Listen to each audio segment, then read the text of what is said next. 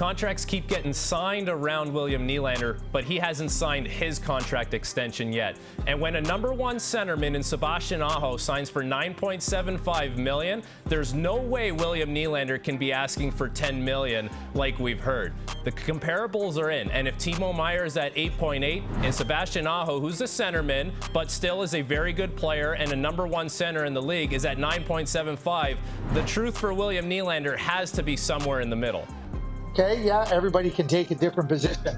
Listen, I'm an unabashed William Nylander supporter. And keep this in mind when it comes to William Nylander.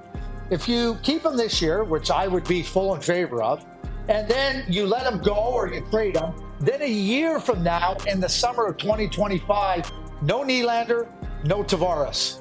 That's a lot of offense. That's a lot of frontline offense. I'll be straightforward here. William Nylander, you asked for $10 million. So what? Just because of what you asked for doesn't mean that's what you should get. And we can all look at everything. Unrestricted free agency is very, very different than looking at comparables in arbitration or whatnot. I would go right to William Nylander right now, and I would offer him 9.5 times 8 years. I want him. I don't want him out of the lineup. I want him on my team. And think about this.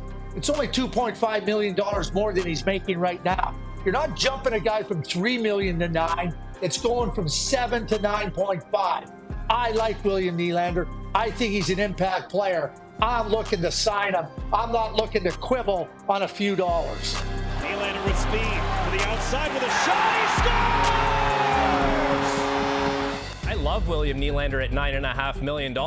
Ultimately, that's where I believe the contract should land. And when you look at the way the season could play out, if he doesn't sign going into the season, you're still going to have a very motivated player on your roster. So in no way, shape, or form am I looking to trade this player. Listen, you're the Toronto Maple Leafs. You think you're going to be a good team. You're trying to go deep in the playoffs. Well, you're a better team with William Nylander than you would be if you traded him before the season or during the season. A competing team for a Stanley Cup is not trading a player like William Nylander who gets over a point per game, scores 40 goals in a season. You're having that player on your roster. This team is in win now mode. They need the best players that they could have right now to give themselves a chance to win. And at some point, you can get to your drop dead number and say, this is our number from the team, from the player's point of view. And if you can't work it out, then you tried everything you possibly could. You've got two sides that are going to play a piece in this puzzle. This is where I want to win. William Nylander has been one of their very best playoff performers, because this is what it's about for the Toronto Maple Leafs. And if you can't sign him, you have him for the year, you push. There's lots of players that have expiring contracts next summer. So you're going to trade every single player that has an expiring contract just because ostensibly you don't want to let a player go for nothing? If you don't get William Nylander, you're prepared to pay him 9.5, you did get something. You got $9.5 million to look elsewhere. And there's always going to be movement. There's always going to be players available. I want William Nylander. He's a homegrown player who's shown that he can be a really important player when it matters the most. I'm not so sure I can say that about some of their other star players. There's always that fear of walking a player to unrestricted free agency. If they don't sign, what are you going to do? And you bring up a great point. You have a lot of cash now, and you can allocate that cash however you feel best. If you want a $7 million player and a $2 million player, that's great. Go ahead and do that. If you want to make a big splash and sign a player for $9.5 million because that's what you had to spend on William Nylander, you go ahead and make that move.